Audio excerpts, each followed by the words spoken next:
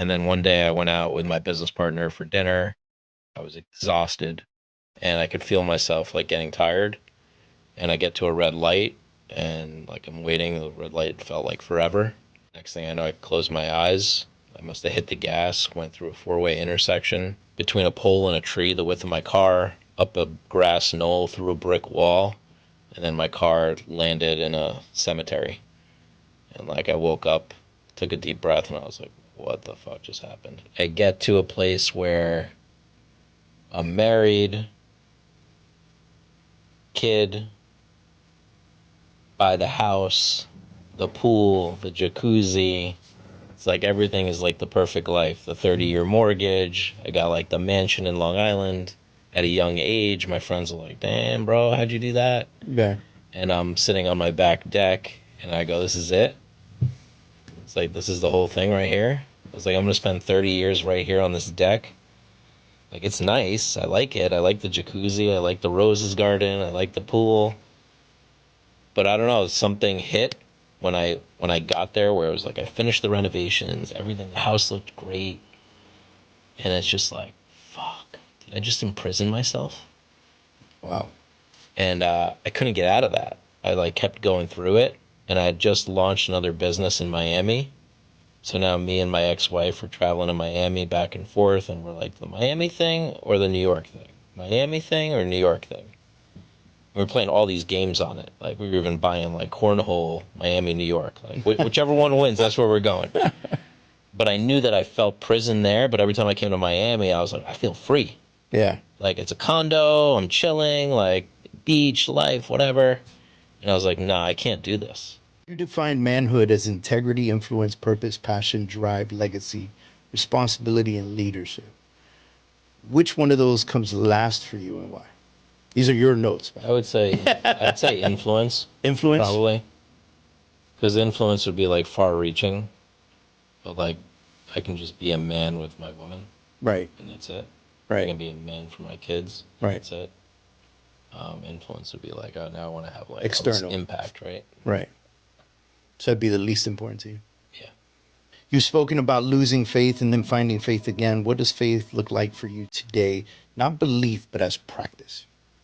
Wake up and thank God the moment I wake up, um, and stop and pray, and take my family to church as often as possible. Awesome. Um, if I don't go to church, listen to the sermon on YouTube or wherever it is. Reading the Bible, studying it, like being present with like verses in it, Hmm. saying grace at the table, having it go around, like having every family member do it. Nice. That's cool. Yeah. Implementation into the family. So I have the kids go around, and each of us says like, "What are we grateful for?" Go around the table. Where are we getting results this week? Go around the table. Who do you want to acknowledge in the family? Go around the table and acknowledge somebody. And then who do you want to celebrate, or what do you want to celebrate? And then where are you making progress? Where are you seeing excellence in your life? You had a friend named Mario. Yeah, You say your friend Mario had a major influence on you. yeah. What did he see in you before you saw it in yourself? He saw a visionary. He saw a leader. So he's a buddy that I met on a rooftop in Miami on New Year's. We didn't know each other, but we both did Landmark and like did some personal development stuff. Had a great conversation, and then he came back to me. He's like, I see a visionary in you. I see something huge."